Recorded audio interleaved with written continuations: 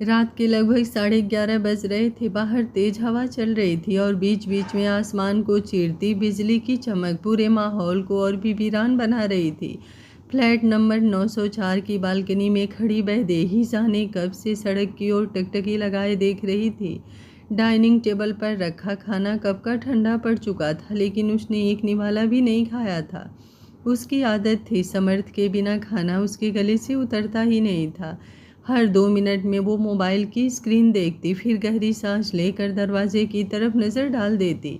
तभी अचानक डोरबेल बजी। वैदेही का चेहरा एक पल के लिए खिल गया। वो लगभग दौड़ती हुई दरवाजे तक पहुंची। जैसे ही उसने दरवाज़ा खोला, उसके चेहरे की सारी मुस्कान पल भर में बिखर गई। सामने समर्थ लड़खड़ाते कदमों से किसी तरह खड़ा था। उसकी आंखें लाल थी, कपड़ों से शराब की तीखी गंध आ रही थी और उसे एक लड़की सहारा देकर खड़ी थी।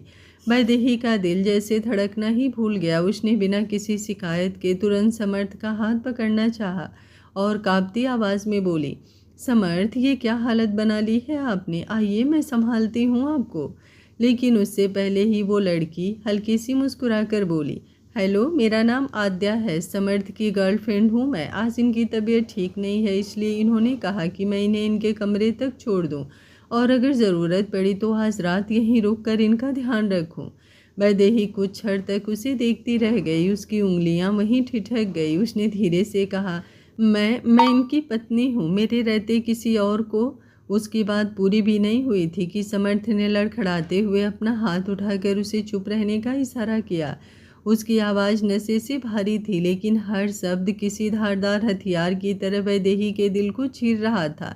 वैदेही, कितनी बार कहा है तुमसे, मुझे मेरी ज़िंदगी मेरे हिसाब से जीने दो। हर बात में रोकना, हर बात में टोकना, मैं थक चुका हूँ। वैदेही की आंखें फैल गई। उसने अविश्वास से समर्थ को देखा। ये क्या कह रहे हो? तुम ठीक नहीं हो समर्थ? चलो अंदर आराम कर लो, सुबह बात करेंगे। समर्थ हल्का सा हंसा, लेकिन उस हंसी में अपनापन नहीं, एक बनावटी बेरुखी थी। उसने आद्या का सहारा और मजबूती से पकड़ लिया और बोला, नहीं, आज बात होगी, अभी होगी। सुन लो, हर रोज इंसान दाल रोटी तो नहीं खाता है ना, ऊब जाता है। तो मैं भी हर रोज तुम्हारे साथ रहते रहते अब ऊब चुका हूँ। मैं अब पहले जैसा नहीं रहा। हर रोज एक जैसी जिंदगी, एक जैसी बातें। मैं ऊब चुका हूँ तुमसे। आद्या मेरी गर्लफ्रेंड है और आज रात मेरे साथ रहेगी। तुम्हें इससे कोई परेशानी नहीं होनी चाहिए, और अगर परेशानी है तो तुम मुझे छोड़कर अपने घर जा सकती हो। यह सुनते ही वैदेही का चेहरा जैसे सफ़ेद पड़ गया। उसकी आंखों से आंसू भर आए, लेकिन फिर भी उसने उम्मीद नहीं छोड़ी। वो एक कदम आगे बढ़ी। उसकी आवाज़ टूट रही थी, समर्थ, तुम तो कहते थे कि मैं तुम्हारी पूरी दुनिया हूँ, मेरी मुस्कान के बिना तुम्हारा दिन शुरू नहीं होता। फिर आज अचानक ऐसा क्या बदल गया? समर्थ ने एक पल के लिए उसकी आंखों में देखा। उस एक क्षण में जैसे उसके भीतर दबा प्यार बाहर आने को तड़प उठा, मगर अगले ही पल उसने अपनी नजरें फेर ली और कठोर स्वर में बोला, जो बदल गया उसे बदलने की कोशिश मत करो। बस इतना समझ लो कि अब मुझे अपनी ज़िंदगी अपने तरीके से जीनी है।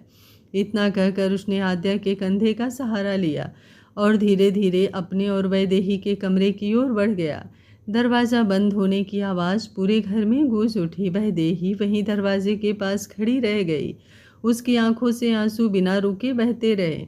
सामने दीवार पर टंगी उनकी शादी की मुस्कुराती हुई तस्वीर धुंधली पड़ चुकी थी।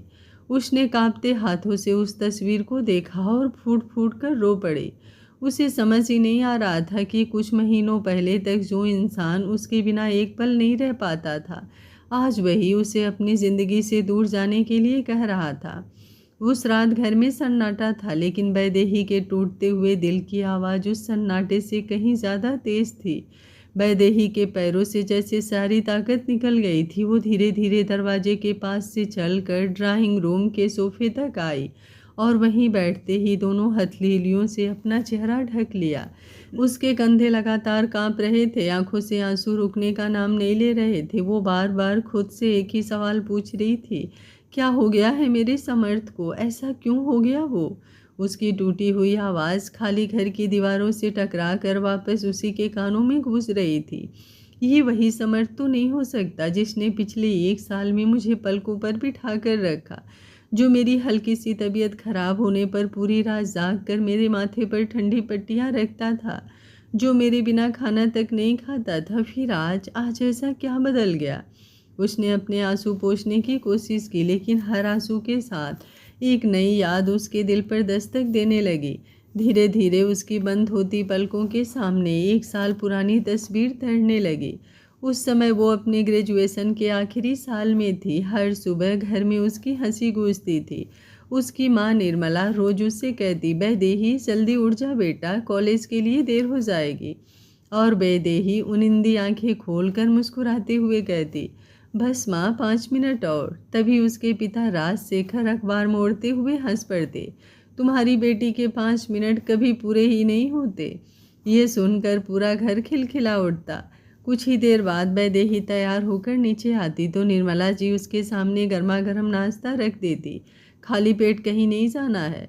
वैदेही मुंह बनाते हुए कहती, "माँ, देर हो रही है।" लेकिन अगले ही पल माँ के हाथ से बना एक बाइट खा ही लेती। पिता प्यार से उसके सिर पर हाथ फेरते, "धीरे स्कूटी चलाना और कॉलेज पहुंचकर फ़ोन कर देना।" वैदेही मुस्कुराकर बोलती, "जी पापा," और अपना बैग उठाकर कॉलेज के लिए निकल जाती। उस घर की हर सुबह प्यार, अपनापन और हंसी से भरी होती थी। शाम को भी जैसे ही वो वापस आती, उसकी आवाज़ सबसे पहले पूरे घर में गूंजती, "माँ, बहुत भूख लगी है।" और निर्मला रसोई से मुस्कुराकर जवाब देती, "हाथ मुंह धो ले, तेरी पसंद के आलू के पराठे बनाए हैं।" ऐसा लगता था जैसे उस घर की धड़कन ही वैदेही हो। लेकिन उसी खुशहाल जिंदगी का एक दिन उसकी किस्मत हमेशा के लिए बदल गया। उस दिन कॉलेज से लौटते समय अचानक उसकी स्कूटी बीच सड़क पर बंद हो गई। उसने कई बार स्टार्ट करने की कोशिश की, लेकिन इंजन जैसे जिद पर अड़ गया था। शाम ढलने लगी थी, सड़क भी धीरे धीरे सुनसान होती जा रही थी। वैदेही के माथे पर चिंता की लकीरें उभर आई। तभी पीछे से एक बाइक आकर उसके पास रुकी। उसने पलटकर देखा, हेलमेट उतारते ही एक शांत सधा हुआ चेहरा उसके सामने था। "कोई परेशानी है?" युवक ने विनम्रता से पूछा। वैदेही ने हल्की झिझक के साथ कहा, "शायद स्कूटी खराब हो गई है।"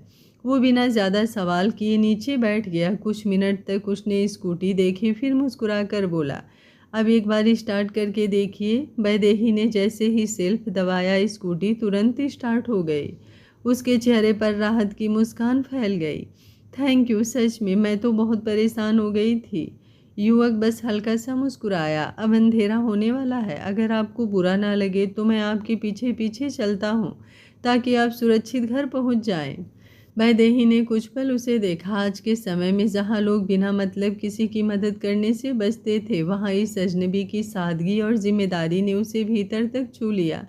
पूरे रास्ते वो उसकी स्कूटी के पीछे पीछे चलता रहा। घर पहुंचकर वैदेही मुस्कुराते हुए बोली, "कम से कम एक कप चाय पीकर तो जाइए।" युवक ने घड़ी की तरफ देखा और सिर हिलाकर बोला, "नहीं, आज नहीं, फिर कभी सही।" इतना कहकर वो मुस्कुराया, बाइक स्टार्ट की और चला गया। वैदेही देर तक उसे जाते हुए देखती रही। उसे उसका नाम तक नहीं पता था, लेकिन जाने क्यों उसका शांत सा चेहरा बार बार उसकी आंखों के सामने आ रहा था। दूसरी तरफ समर्थ भी बाइक चलाते हुए बार बार रियर व्यू मिरर में वही मासूम सा चेहरा याद कर रहा था। वो सोच रहा था कि इतनी सादगी, इतनी विनम्रता और इतनी प्यारी मुस्कान आजकल बहुत कम देखने को मिलती है। दोनों अपनी अपनी दुनिया में लौट तो गए, लेकिन अनजाने में एक दूसरे की यादें अपने साथ ले गए। फिर पूरे 1 हफ्ते तक उनकी मुलाकात नहीं हुई। वैदेही कई बार उसी रास्ते से गुजरी, लेकिन वो अजनबी कहीं दिखाई नहीं दिया। एक शाम जैसे ही वो कॉलेज से घर लौटी, उसने ड्राइंग रूम में अपने बड़े भाई अमन को बैठे देखा। इंटर्नशिप के कारण कई दिनों से बाहर रहने वाला अमन अचानक सामने था। वैदेही खुशी से लगभग दौड़ती हुई गई और पीछे से उसे गले लगा गई। "भैया, आप कब आए?" अमन हंस पड़ा। उसने प्यार से उसके सिर पर हाथ फेरते हुए कहा, "अरे मेरी लाडो, अभी थोड़ी देर पहले ही आया हूँ। तू बता, कैसी है?"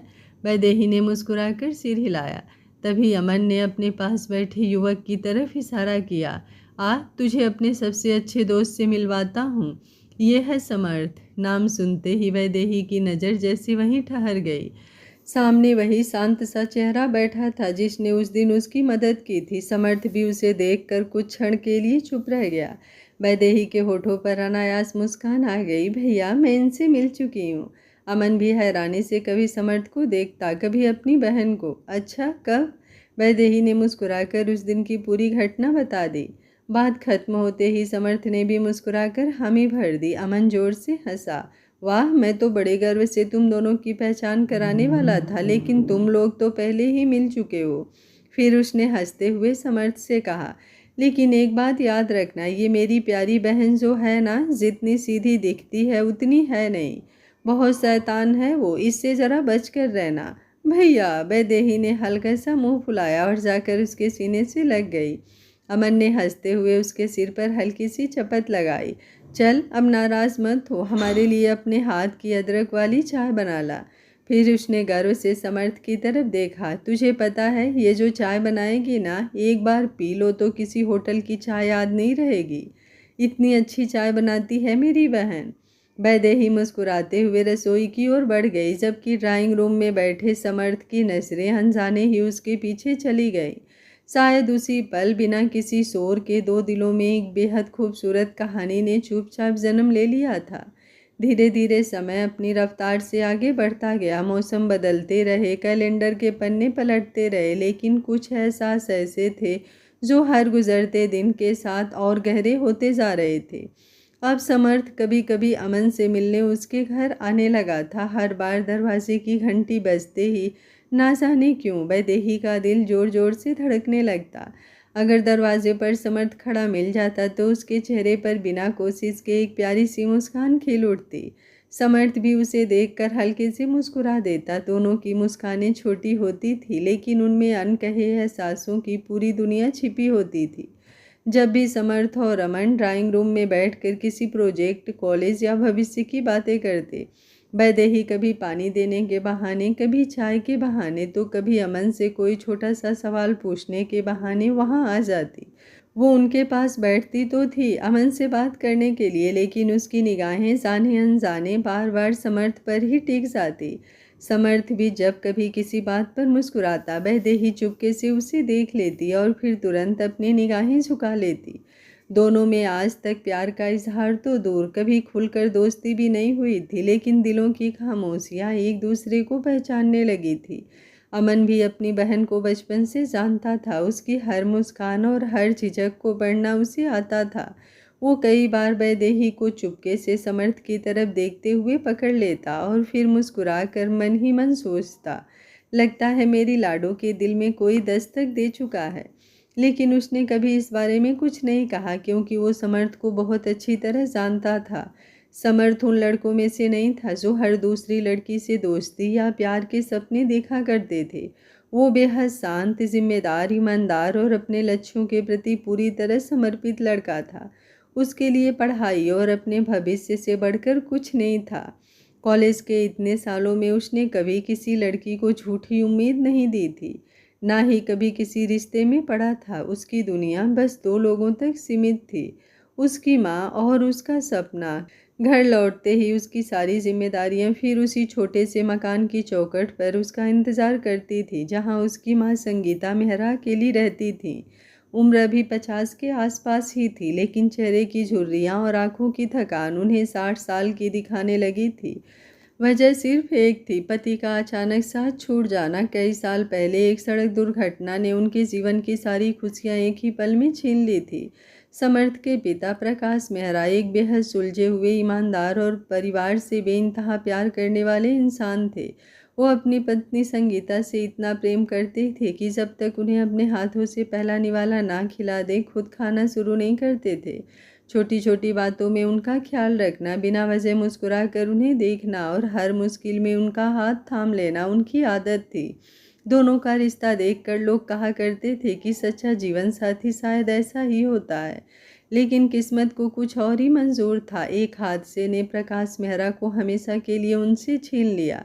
उस दिन के बाद संगीता जी जैसे बाहर से तो जिंदा रहीं, लेकिन अंदर ही अंदर पूरी तरह बिखर गईं। अगर उन्हें जीने की कोई वजह बची थी तो वो सिर्फ उनका बेटा समर्थ था। प्रकाश मेहरा अपने पीछे इतनी व्यवस्था करके गए थे कि समर्थ की पढ़ाई कभी पैसों की वजह से ना रुके, लेकिन एक पति की कमी कभी कोई दौलत पूरी नहीं कर सकती थी। इसलिए समर्थ ने बहुत छोटी उम्र में ही समझ लिया था कि अब उसे सिर्फ अपने सपनों के लिए नहीं बल्कि अपनी माँ की मुस्कान लौटाने के लिए भी जीना है। शायद यही वजह थी कि वो बाकी लड़कों की तरह बेफिक्र नहीं था, उसके हर फैसले में जिम्मेदारी झलकती थी। उधर वैदेही को समर्थ का यही स्वभाव सबसे ज़्यादा पसंद आने लगा था। उसे लगता था कि जो लड़का अपनी माँ की इतनी इज्जत करता है वो हर रिश्ते की कीमत समझता होगा। एक रविवार की दोपहर समर्थ हमेशा की तरह अमन से मिलने उसके घर पहुंचा। दरवाजे की घंटी बजी तो वैदेही ने जाकर दरवाज़ा खोला। सामने समर्थ को देखकर उसके चेहरे पर अनायास मुस्कान आ गई। समर्थ ने भी दोनों हाथ जोड़कर आदर से नमस्ते कहा। वैदेही ने मुस्कुराकर जवाब दिया, नमस्ते, आइए। समर्थ ने हल्के से पूछा, अमन है? वैदेही ने धीरे से सिर हिलाया। नहीं भैया, थोड़ी देर के लिए बाहर गए हैं। ये सुनते ही समर्थ ने कहा, अच्छा तो फिर मैं बाद में आ जाता हूँ। वो जैसे ही मुड़कर जाने लगा, पीछे से वैदेही की धीमी लेकिन शिकायत भरी आवाज़ सुनाई दी, क्यों? अगर भैया घर पर नहीं है तो क्या आप हमारे घर नहीं आ सकते? समर्थ उसके इस सवाल पर ठिठक गया। उसने पलटकर उसकी तरफ देखा। वैदेही की आंखों में हल्की सी मासूम नाराज़गी थी। समर्थ मुस्कुराते हुए बोला, नहीं, ऐसी बात बिल्कुल नहीं है। अंकल और आंटी से भी मेरी अच्छी बातचीत होती है। बस सोचा कि अमन नहीं है तो फिर बाद में मिल लूँगा। वैदेही के होठों पर हल्की मुस्कान लाते हुए पूछा, मतलब अंकल आंटी तो आपके अपने हैं लेकिन मैं कुछ नहीं लगती? उसके इस मासूम सवाल ने समर्थ को कुछ पल के लिए चुप कर दिया। वो हल्का सा झेप गया और बोला, ऐसी कोई बात नहीं है, अगर आप कह रही हैं तो अंदर आ जाता हूँ। वैदेही की मुस्कान और गहरी हो गई। बस यही तो सुनना था, मम्मी पापा घर पर ही हैं, ऐसा नहीं है कि घर खाली है और आपको आने में कोई परेशानी हो। आइए। समर्थ ड्राइंग रूम के सोफे पर बैठ गया। सामने टीवी पर कोई समाचार चल रहा था। राजशेखर जी पूरे ध्यान से टीवी देख रहे थे, जबकि निर्मला जी अपने किसी रिश्तेदार से फ़ोन पर बात करने में व्यस्त थी। घर का वातावरण हमेशा की तरह सुकून भरा था। वैदेही ने मुस्कुराकर कहा, आप बैठिए, मैं अभी चाय लेकर आती हूँ। इतना कहकर वो रसोई की ओर चली गई। कुछ ही देर में अदरक और इलायची की खुशबू पूरे घर में फैल गई। उसने ट्रे में 2 कप चाय रखी और धीरे धीरे कदम बढ़ाती हुई ड्राइंग रूम में आ गई। पहले उसने 1 कप समर्थ की ओर बढ़ाया। जैसे ही समर्थ ने कप लेने के लिए हाथ बढ़ाया, दोनों की उंगलियां एक पल के लिए अनजाने में एक दूसरे से छू गईं। बस एक क्षण, लेकिन उस छोटे से स्पर्श ने जैसे दोनों के भीतर एक साथ सैकड़ों भावनाएं समा दी। समर्थ ने झिझकते हुए तुरंत अपना हाथ पीछे खींच लिया। वैदेही की पलकों ने अनायास ही झुकना बेहतर समझा। उसके गालों पर हल्की सी लाली उतर आई। उसने धीरे से कप सेंटर टेबल पर रखते हुए मुस्कुराकर कहा, लीजिए ना, चाय ठंडी हो जाएगी, इतना घबराने की भी ज़रूरत नहीं है। उसकी बात सुनकर समर्थ ने पहली बार बिना कुछ कहे उसकी तरफ ध्यान से देखा। वैदेही की आंखों में एक अजीब सी सच्चाई थी, जिसमें ना कोई बनावट थी ना कोई स्वार्थ, बस सम्मान, अपनापन और एक अनकहा स्नेह जिसे शब्दों में बांटना आसान नहीं था। कुछ पल के लिए दोनों बिना बोले एक दूसरे को देखते रहे। कमरे में कोई आवाज़ नहीं थी, फिर भी जैसे बहुत कुछ कहा जा चुका था। तभी बाहर से कदमों की आहट आई। अमन दरवाजे से अंदर आया। सामने का दृश्य देखकर वो कुछ क्षण वहीं ठिठक गया। उसने देखा उसकी बहन और उसका सबसे अच्छा दोस्त दोनों अपनी अपनी दुनिया में खोए हुए हैं। उसके चेहरे पर हल्की सी मुस्कान आ गई। उसने जानबूझकर जोर से खांसने का नाटक किया। दोनों एकदम चौंक गए। वैदेही ने जल्दी से अपनी नज़रें झुका ली और हल्की घबराहट में बोली, भैया आप आ गए, मैं आपके लिए भी चाय लेकर आती हूँ। इतना कहकर वो लगभग भागती हुई रसोई में चली गई। समर्थ भी अपनी झिझक छिपाते हुए मुस्कुराया। कहाँ चला गया था? मैं आया तो वैदेही ने बताया कि तू बाहर गया है। सोचा वापस आऊँगा, लेकिन उसने कहा कि 1 कप चाय पीकर जाना। अमन उसके बिल्कुल पास आकर बैठ गया। उसने मुस्कुराते हुए समर्थ के कंधे पर हाथ रखा और धीमी आवाज़ में बोला, तुझे सफाई देने की कोई ज़रूरत नहीं है समर्थ, मैं तुझे बहुत अच्छी तरह से जानता हूँ। तू कैसा इंसान है ये शायद मुझसे बेहतर कोई नहीं जानता। और जहाँ तक मेरी बहन की बात है, मुझे उस पर भी उतना ही भरोसा है। अगर कभी ज़िंदगी ने ऐसा मोड़ लिया कि तुम दोनों एक दूसरे का साथ चुनो तो यकीन मान मुझे अपनी बहन की किस्मत पर गर्व होगा। मैं बातों को घुमा फिरा कर करना नहीं जानता, इसलिए सीधे कह रहा हूँ, तेरे दिल में जो भी सच्चा और सम्मान से भरा फैसला होगा वो मेरे लिए हमेशा स्वीकार होगा। ये कहते हुए अमन ने अपनापन भरे अंदाज में उसके हाथ पर अपना हाथ रख दिया। समर्थ कुछ पल चुप बैठा रहा। उसके चेहरे पर हैरानी और संकोच के भाव एक साथ दिखाई दे रहे थे। तभी वैदेही तीसरा कप लेकर वापस आई। अमन ने मुस्कुराते हुए कहा, आ जाओ लाडो, यहाँ पर बैठो मेरे पास। उसने अपने हाथ से चाय का कप लेते हुए बहन को अपने पास बैठा लिया। वैदेही चुपचाप बैठ गई, लेकिन समर्थ अब चाय के स्वाद से ज़्यादा अपने भीतर उठ रहे उन नए एहसासों को महसूस कर रहा था जो पहली बार उसके मन की शांत झील में हलचल पैदा कर चुके थे। धीरे धीरे दिन बीतते गए। देखते ही देखते 1 हफ्ता, फिर 2 हफ्ते और फिर 3 पूरे हफ्ते गुजर गए। लेकिन इस बीच समर्थ एक बार भी वैदेही के घर नहीं आया। पहले हर दूसरे तीसरे दिन उसकी एक झलक मिल जाया करती थी, लेकिन अब जैसे वो अचानक कहीं खो गया था। वैदेही हर शाम दरवाजे की घंटी बजने पर अनायास उठकर दरवाजे की तरफ देखती, फिर निराश होकर वापस लौट आती। उसकी मुस्कान धीरे धीरे उसके चेहरे से गायब होने लगी थी। माँ निर्मला जी कई बार पूछती, क्या हुआ बेटा, आजकल पहले जैसी हंसती नहीं हो? और वो हर बार झूठी मुस्कान ओढ़कर कह देती, कुछ नहीं माँ, बस पढ़ाई का थोड़ा तनाव है। लेकिन सच्चाई ये थी कि उसे हर पल बस एक ही चेहरे की कमी महसूस होती थी। अमन ये सब चुपचाप देख रहा था। अपनी बहन की उदासी उससे छिपी नहीं थी। वो समझ चुका था कि वैदेही का दिल कब का समर्थ के नाम हो चुका है, लेकिन वो ये भी जानता था कि किसी भी रिश्ते की शुरुआत तब तक नहीं हो सकती जब तक समर्थ खुद एक कदम आगे ना बढ़ाए। इसलिए चाहकर भी वो कुछ नहीं कर पा रहा था। उसने तो समर्थ को हिंट दे ही दिया था। उधर समर्थ भी हर दिन खुद से लड़ रहा था। ना जाने कितनी बार उसका मन हुआ कि वो अमन के घर चला आए, वैदेही को बस एक बार देख ले, लेकिन हर बार वो खुद को रोक लेता। उसे लगता था कि अगर वो थोड़ा और करीब आ गया तो शायद फिर कभी उससे दूर नहीं हो पाएगा। एक दिन कॉलेज से लौटते समय वैदेही की नज़र दूर सड़क किनारे खड़ी एक बाइक पर पड़ी। अगले ही पल उसकी धड़कन तेज हो गई। वो बाइक समर्थ की थी। समर्थ हेलमेट पहने धीरे धीरे आगे बढ़ रहा था। वैदेही ने बिना कुछ सोचे अपनी स्कूटी उसकी बाइक के सामने लाकर रोक दी। समर्थ का ध्यान उस समय दूसरी तरफ था। अचानक सामने स्कूटी देखकर उसने पूरी ताकत से ब्रेक लगाया। बाइक सड़क पर हल्का सा फिसली और किसी तरह संभलकर रुक गई। अगर उसने समय रहते ब्रेक ना लगाया होता तो बड़ा हादसा हो सकता था। समर तुरंत बाइक से उतरा।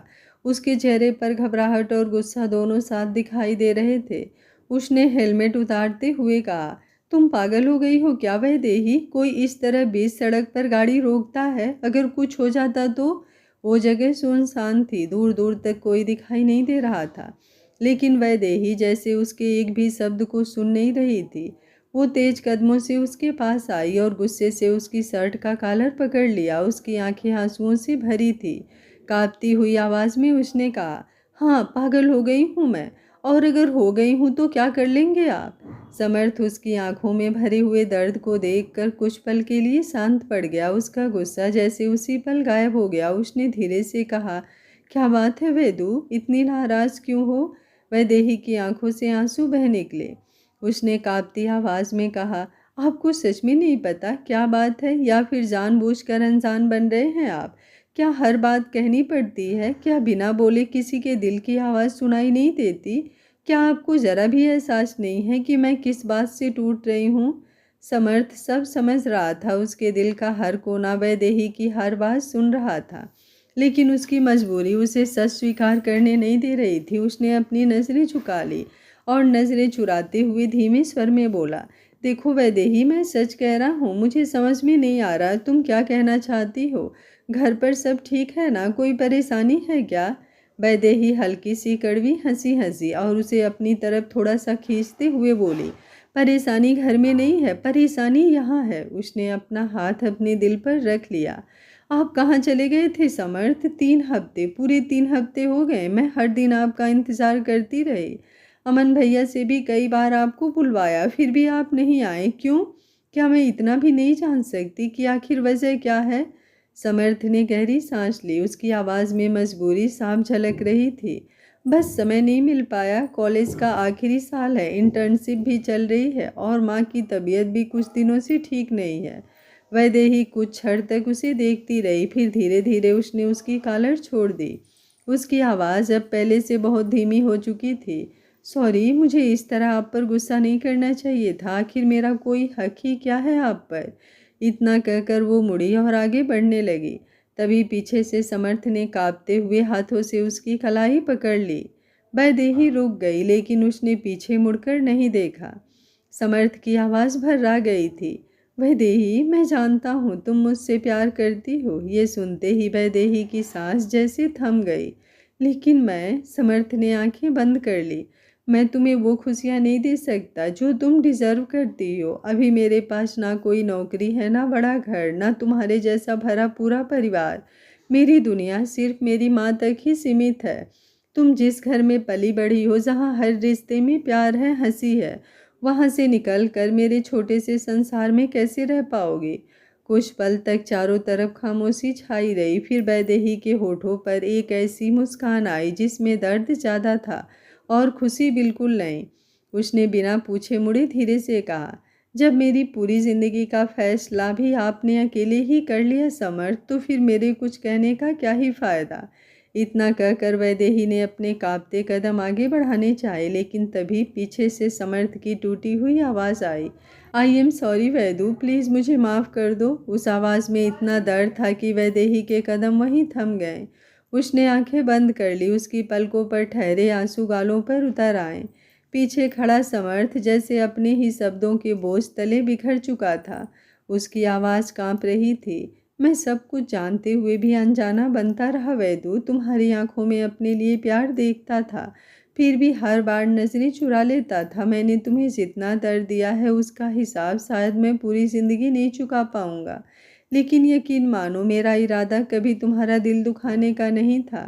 वैदेही धीरे धीरे पलटी। उसकी आंखों में शिकायत थी, दर्द था, लेकिन सबसे ज़्यादा प्यार था। उसने भर्राई हुई आवाज़ में कहा, समर्थ, बस एक सवाल पूछूं, उसके बाद आपका जो भी फैसला होगा मुझे मंजूर होगा। समर्थ ने बिना कुछ कहे सिर हिला दिया। वैदेही ने उसकी आंखों में देखते हुए पूछा, अगर मेरी जगह आपका भरा पूरा परिवार होता और मैं सिर्फ अपनी माँ के साथ अकेली होती, तो क्या आपका प्यार मेरे लिए कम हो जाता? ये सुनते ही समर्थ जैसे भीतर तक कांप गया। उसने तुरंत कहा, ऐसा तुम सोच भी कैसे सकती हो वैदू? दुनिया की कोई ताकत मेरे प्यार को कम नहीं कर सकती। वैदेही की आंखों से एक और आंसू बह निकला। उसके होठ कांपे।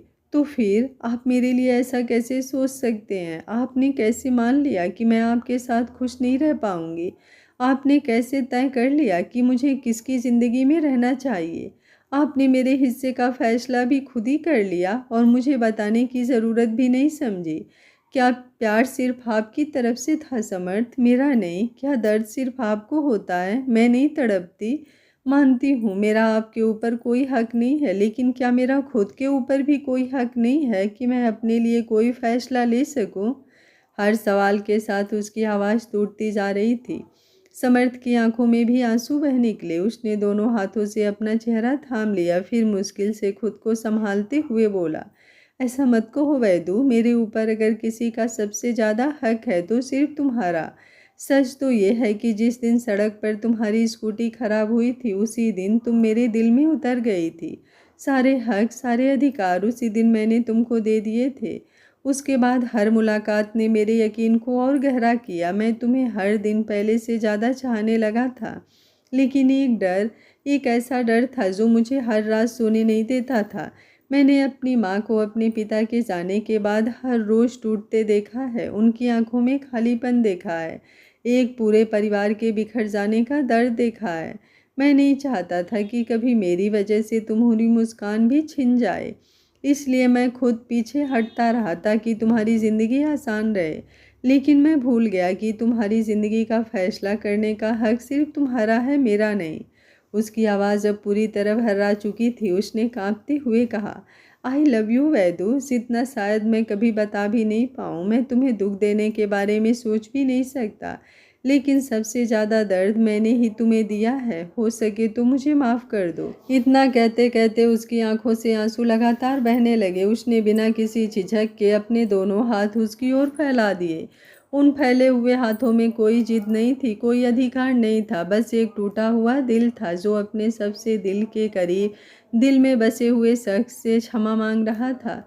वैदेही एक पल उसे देखती रही। अगले ही क्षण उसके भीतर जैसे महीनों से रुका हुआ सारा दर्द बांध तोड़कर बाहर आ गया। वो लगभग दौड़ती हुई उसके पास पहुंची और तड़प कर उसके सीने से लग गई, जैसे बरसों की बिछड़ी हुई रूह को उसका ठिकाना मिल गया हो। समर्थ ने भी उसे ऐसे थाम लिया मानो अगर उसने इस पल उसे छोड़ दिया तो पूरी दुनिया बिखर जाएगी। दोनों की आंखों से आंसू लगातार बह रहे थे। कोई कुछ नहीं बोल रहा था, सब दब छोटे पड़ चुके थे। उनके बीच सिर्फ सिसकियां थी, धड़कनों की आवाज़ थी और वो खामोश एहसास था जो कह रहा था कि सच्चा प्यार कभी दूरी नहीं चाहता। वो तो बस अपने प्रिय की खुशी चाहता है, चाहे उस कोशिश में खुद ही क्यों ना टूट जाए।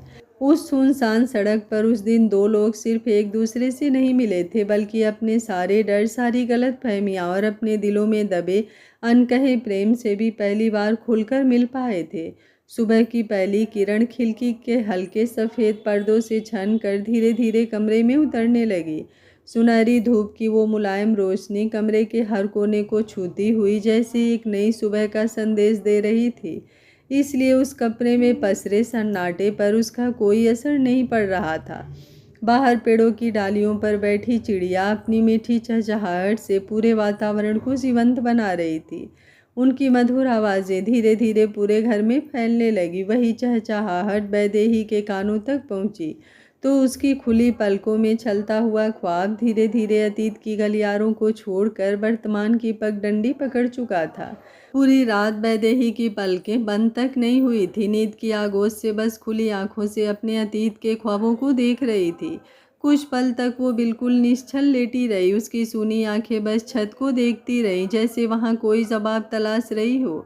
फिर धीरे धीरे उसकी नज़र सामने उस बंद दरवाजे पर जाकर ठहर गई, उसी दरवाजे पर जिसके पीछे उसका समर्थ था। वही समर्थ जिसने कभी उसकी आंखों में एक आंसू आने से पहले खुद बेचैन हो जाना सिखा लिया था। वही समर्थ जो उसकी छोटी सी तकलीफ पर रात रात भर जाग जाया करता था। वही समर्थ जो एक दिन उसके सामने खड़ा कांपती हुई आवाज़ में उसके प्यार की भीख मांग रहा था। और आज वही इंसान उसी दरवाजे के पीछे उससे इतनी दूर था कि चाह कर भी वो उसके पास नहीं पहुंच पा रही थी। उसकी आंखें फिर से बाहर आई, गले में जैसे कुछ अटक गया। उसने कांपते हुए अपने सीने पर हाथ रखा, जैसे अपनी तेज धड़कनों को समझाने की कोशिश कर रही हो। उसकी सांसें भारी होने लगी, बहुत धीरे से उसके होठ हिले। क्या हो गया है तुम्हें समर्थ? उसकी आवाज़ इतनी धीमी थी कि जैसे वो खुद भी उसे सुनना नहीं चाहती थी। 2 महीने में कोई इंसान इतना कैसे बदल सकता है? आखिर मेरी कौन सी गलती की सज़ा दे रहे हो मुझे? ये कहते कहते उसकी आंखों से 2 गर्म आंसू निकल कर तकिए पर गिर पड़े। उसने तुरंत अपनी हथेलियों से उन्हें पोंछ लिया। नहीं, चाहे कुछ भी हो जाए, चाहे समर्थ उससे कितनी भी नफरत क्यों ना करने लगे, वो अपने समर्थ को भूखा नहीं रहने दे सकती। ये सोचकर वो धीरे धीरे बिस्तर से उठी।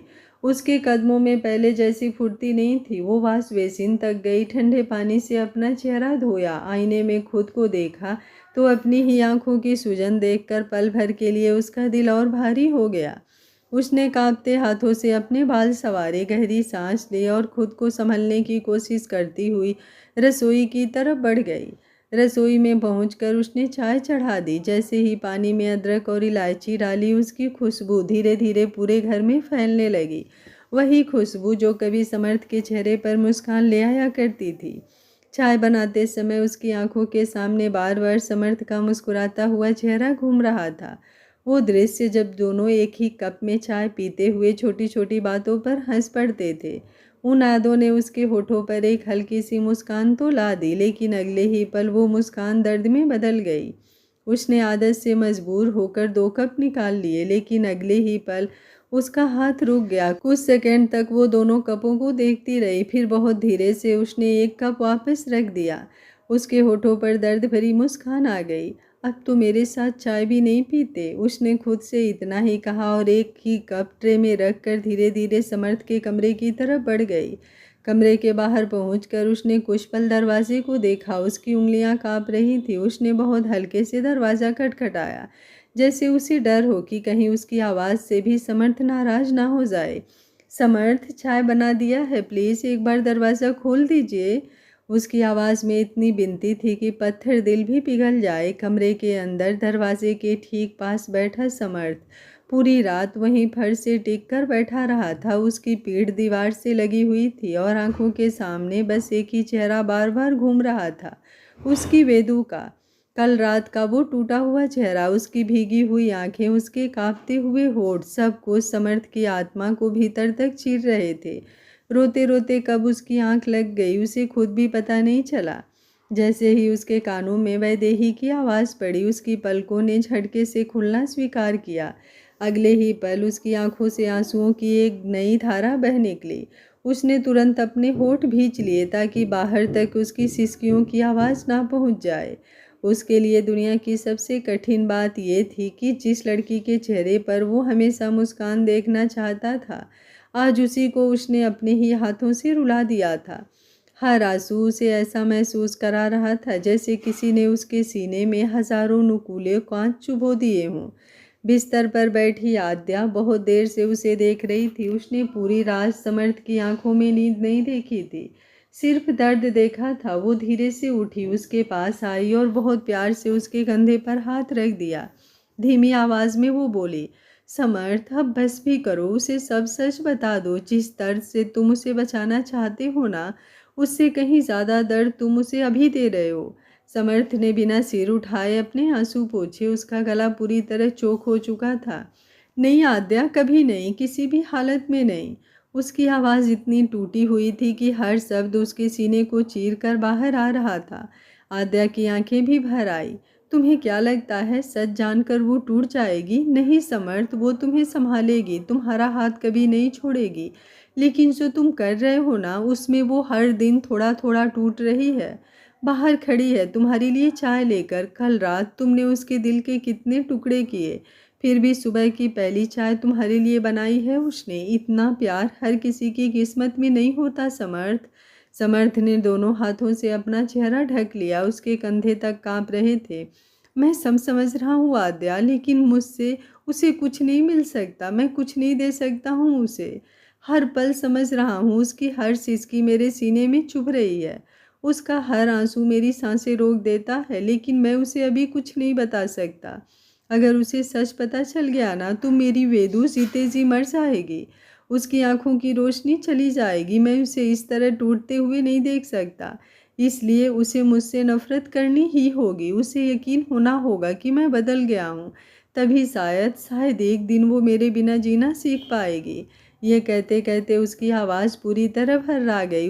उसने सिर झुका लिया और उसकी आंखों से लगातार आंसू बहते रहे। आद्या ने बेबसी से उसकी तरफ देखा। उस आद्या का अपना दिल भी भारी हो चुका था, उसके आंखों से भी आंसू बह रहे थे। उसने खुद को संभालते हुए समर्थ के बालों में हाथ फेरा और बोला, समर्थ तुम्हें क्या लगता है तुम्हारा सच जानने के बाद वो टूट जाएगी? पर वो तो अभी से टूट रही है समर्थ, तुम इस बात को समझ क्यों नहीं रहे हो? वो जीते जी तुम्हें खुद से दूर जाता हुआ देखकर हर पल मर रही है। आद्या की आवाज़ भर्रा गई थी, उसकी आंखों से आंसू लगातार बहने लगे थे। सामने खड़ा समर्थ भी पत्थर नहीं था, उसकी अपनी आंखें भी लाल हो चुकी थी। उसने कांपते हाथों से अपने आंसू पोंछे और गहरी सांस लेते हुए बोला, नहीं आद्या, उसे किसी भी हाल में ये सच्चाई पता नहीं चलनी चाहिए। मेरी वधू ये सच जान जाएगी तो उसी पल मर जाएगी। जिस दिन उसे पता चलेगा सच, उसी दिन उसकी सारी उम्मीदें, उसकी सारी मुस्कानें हमेशा के लिए ख़त्म हो जाएगी। मैं अपनी वेदू को हर रोज़ तिल तिल करके मरते हुए नहीं देख सकता, नहीं देख सकता मैं उसे इस दर्द में। उसकी आवाज़ आखिरी शब्दों तक पहुँचते पहुँचते टूट गई। वो अपना चेहरा दूसरी तरफ घुमाकर रो पड़ा। आद्या ने गुस्से और बेबसी से उसकी तरफ कदम बढ़ाए। उसकी आंखों में भी आंसू थे, लेकिन शब्दों में दर्द से भरा आक्रोश। तुम पागल हो गए हो समर्थ, तुम्हें ज़रा भी अंदाज़ा है कि तुम्हारी वह देही किस हालत में जी रही है? अभी अभी भी तुम्हें मेरे साथ इस कमरे में देखने के बावजूद वो तुम्हारे लिए चाय बनाकर बैठी है। उसे आज भी यकीन है कि उसका समर्थ सिर्फ उसी का है। तुम सोच भी नहीं सकते उसके दिल और दिमाग में इस वक्त क्या चल रहा होगा। वो बाहर बैठी हर गुजरते सेकंड के साथ टूट रही है और तुम उसे और तोड़ने की तैयारी कर रहे हो। समर्थ ने आंखें बंद कर ली। ऐसे लगा जैसे हर शब्द उसके सीने को चीर रहा हो। कुछ पल बाद उसने खुद को संभालते हुए धीमी लेकिन दृढ़ आवाज में कहा, मैं सब समझ रहा हूँ आद्या, एक एक बात समझ रहा हूँ, लेकिन मेरे पास और कोई रास्ता नहीं है। मैं आज ही अमन से बात करूँगा, वो वैदेही को यहाँ से बहुत दूर ले जाएगा और फिर किसी तरह हमारा तलाक हो जाएगा। कम से कम उसे कभी ये सच्चाई तो नहीं पता चलेगी। वो मुझे इस हालत में देखकर हर रोज़ नहीं मरेगी। मैं आज ही इन सब का कोई हल निकाल लूँगा। ये कहते हुए उसने अपने कांपते होंठ भींच लिए। उसकी आंखों में दर्द साफ दिखाई दे रहा था। बस तुम अपने बाल बिखरा लो और अपनी ड्रेस भी थोड़ी सी अस्त व्यस्त कर लो। जब मैं दरवाज़ा खोलूँ तब बाहर से यही लगे कि हमारे बीच कुछ हुआ है जो वैदेही को सोचने पर मजबूर कर दे। आद्या ने एक पल के लिए उसे अविश्वास से देखा। उसकी आंखों से और आंसू लगातार बह रहे थे। समर्थ, तुम जो कहोगे मैं वही करूँगी, लेकिन प्लीज़ ये सब मत करो यार। मुझसे वैदेही की हालत देखी नहीं जाती और तुम्हें भी इस तरह अंदर ही अंदर तड़पते हुए नहीं देख सकती मैं। समर्थ हल्का सा मुस्कुराया, लेकिन वो मुस्कान दर्द से भरी थी। आद्या, तुम मेरी सबसे अच्छी दोस्त हो ना। अगर सच में मेरी दोस्त हो तो तुम्हें मेरी कसम, जैसे मैं कह रहा हूँ बस वैसे ही करना। इसके अलावा एक शब्द भी मत कहना। इतना कहकर वो तेज कदमों से वॉशरूम में चला गया। कुछ देर बाद जब वो बाहर आया तो उसकी आंखें धोने के बावजूद लाल थी। वो सीधे ड्रेसिंग टेबल के सामने जाकर खड़ा हो गया। वहाँ रखी वैदेही की लिपस्टिक उसने अपने हाथों में उठाई। लिपस्टिक को देखते ही उसकी उंगलियां कांप गई। उसी लिपस्टिक को तो वैदेही हर सुबह मुस्कुराते हुए लगाती थी और फिर उसी से पूछती थी, समर्थ मैं अच्छी लग रही हूँ ना। वो याद आते ही समर्थ की आंखों से एक बूंद आंसू टपक पड़ा।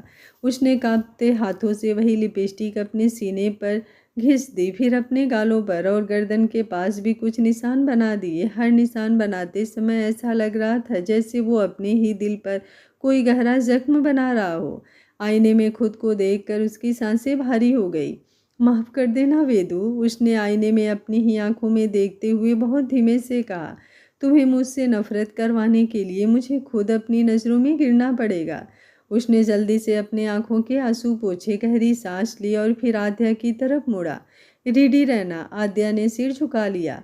उसके चेहरे पर भी दर्द साफ दिखाई दे रहा था। समर्थ धीरे धीरे दरवाजे की ओर बढ़ा। उसका हर कदम मानो उसके अपने ही दिल पर पड़ रहा था। उसने कांपते हाथ से दरवाजे का हैंडल पकड़ा।